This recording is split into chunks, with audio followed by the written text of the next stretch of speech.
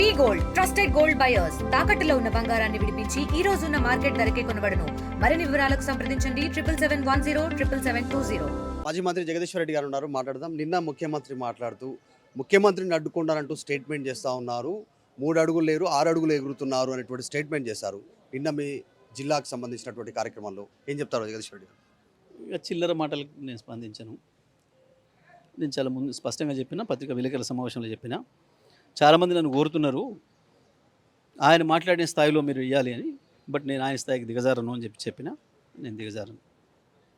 ఎందుకు అంత టార్గెట్ చేయాల్సినటువంటి అవసరం ఏమొచ్చింది? ఇప్పుడు నిజంగా ప్రభుత్వ కార్యక్రమం అది. ఇప్పుడు పెద్దగా ఎన్నికలు కూడా అనుకున్నట్టు ఎమ్మెల్యే ఎలక్షన్ ఏం లేవు సడన్గా. ఎందుకు అంత సడన్గా టార్గెట్ చేశారని అనుకుంటున్నాను? కొత్తగా ఏముంది, ముఖ్యమంత్రి సంస్కారం గదే కదా, ఏడాది అర్థం నుంచి చూస్తున్నాం. ఒకేసారి ఎట్లా మారుతుంది? ఆయన చిన్నప్పటి నుంచి పెరిగిన సంస్కారం అది. ముఖ్యమంత్రిగా ఏడాది నుంచి అదే సంస్కారాన్ని ప్రదర్శిస్తున్నాడు. అది అక్కడ ఏం జరిగింది? ఆయన డబ్బాలు కొట్టుకుంటున్నాడు, సెల్ఫీ డబ్బా కొట్టుకొని నేను మిమ్మల్ని కోటీశ్వర్లను చేసిన, మహిళల్ని మిమ్మల్ని బస్సులకు ఓనర్లను చేసిన, మీకు పవర్ ప్లాంట్లకు ఓనర్లను చేసిన అని చెప్పి మాట్లాడుతున్నాడు. వాళ్ళకి ఎవరికి అర్థం కావట్లేదు. మరి ఇలా ఒక్క పవర్ ప్లాంట్ ఓనర్ లేరు, ఒక్క బస్సు ఓనర్లు లేరు. ఆడ పాపం అక్కడ ఎదురుగా కూర్చుంటే చప్పట్లు కొడతలేరు. అప్పుడప్పుడు ఇట్లాంటి బూత్ మాటలు మాట్లాడితే చప్పట్లు వస్తాయి కొద్దిమందితోని. అంతే, ఏం లేదు. ముఖ్యమంత్రి ఎక్కడికి పోయినా ప్రజలకు చేసేది ఏం లేక, చెప్పుకునే గొప్పలు లేక, ప్రజల స్పందన లేక ఇట్లాంటి బూర్తు మాటలు మాట్లాడి కొద్దిమంది కార్యకర్తలతో చప్పట్లు కొట్టించుకొని రావడం ఆయనకు అలవాటు అయింది.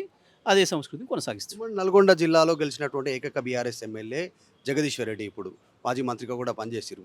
సో ఈ సిచ్యువేషన్లో నెక్స్ట్ టైం రానివ్వను, గెలవనివ్వను, ప్రజలే చూసుకుంటారనేటువంటి స్టేట్మెంటు. తులసి వనంలో గంజాయి మొక్కలాగా నెక్స్ట్ మాత్రం మొలవనివ్వను అనేటువంటి స్టేట్మెంట్ ముఖ్యమంత్రి.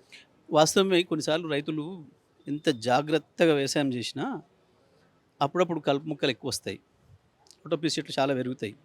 పాపం ఈసారి కూడా మా దురదృష్టం, రాష్ట్రంలో కలుపు మొక్కలు ఎక్కువ పెరిగినాయి.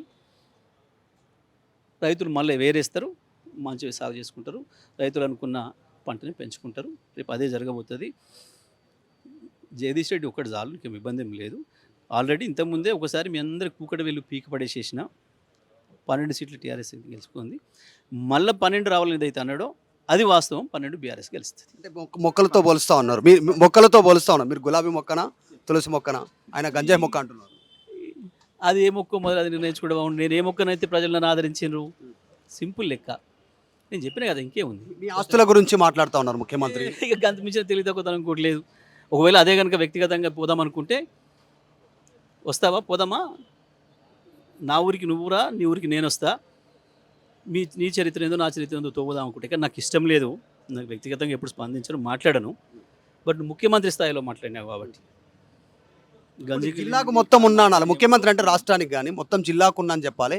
తుంగతుర్తికున్నా అన్నాడు, మరి మిగతా నియోజకవర్గాలు వదిలేశారు. నేనేం చెప్తున్నా, అసలు ముఖ్యమంత్రి స్థాయి రాలే ఆయనకి ఇప్పటివరకు కూడా. ముఖ్యమంత్రి స్థాయిలో మాట్లాడేది అలవాటు కాలే. కొన్నిసార్లు విలన్లకు కూడా అవకాశం వస్తుంది కొన్ని సందర్భాల్లో తాత్కాలికంగా. కానీ విలన్కి ఆ హీరో స్థాయి రాదు, ఆ ఆలోచనలు రావు. నీది ప్లాట్ల దందా, కమిషన్ల దందా, మాది నీళ్ళ దందా, రైతుల దందా. మాకు గివే వస్తాయి ఆలోచనలు, నీకు గవే వస్తాయి. అంతకుమించి నువ్వు ఎదుగుతలేవు, ఎదగలేవు ఇక నీ జీవితంలో. అంటే ముఖ్యమంత్రి స్థాయికి మించి మాట్లాడలేదు ఆయన స్థాయిలో. సో ఖచ్చితంగా నేను ఆ స్థాయికి దిగజారి మాట్లాడలేనటువంటి స్టేట్మెంట్ మాజీ మంత్రి జగదీశ్వర్ రెడ్డి చేస్తా ఉన్నారు.